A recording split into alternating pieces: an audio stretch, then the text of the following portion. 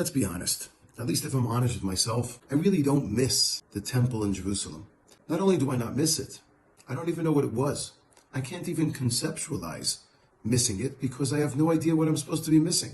This Shabbat ushers in the saddest day, presumably, on the Jewish calendar. I say presumably because we're supposed to be sad and we're supposed to be mourning, and we know that that's the mode and the mindset that we're supposed to place ourselves in. And there are all various instructions and directions to put us in that mindset. And yet, do we really miss the temple?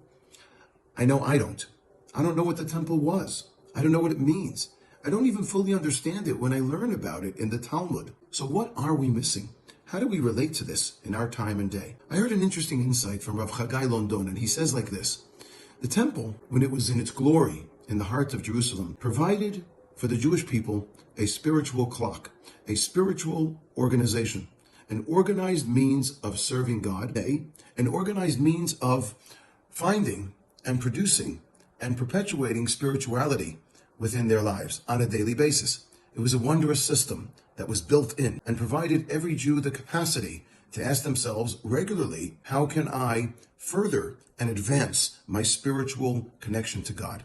And that is something that we don't have anymore. Now we have to strive in different ways, in different forms and fashions, and invent different ways with which to create that rapport with God. In other words, when you have an organized means of living, it's a wonderful opportunity and a wonderful advantage to a fruitful and productive life. And we don't have that in a spiritual sense because of the loss of the temples in Jerusalem. Let us understand.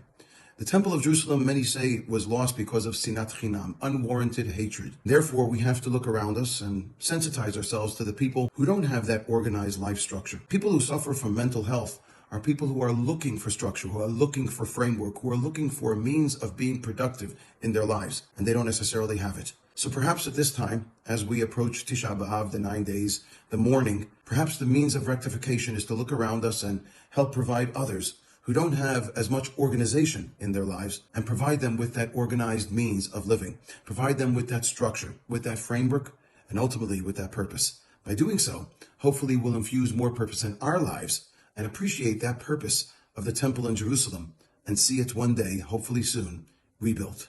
Shabbat Shalom.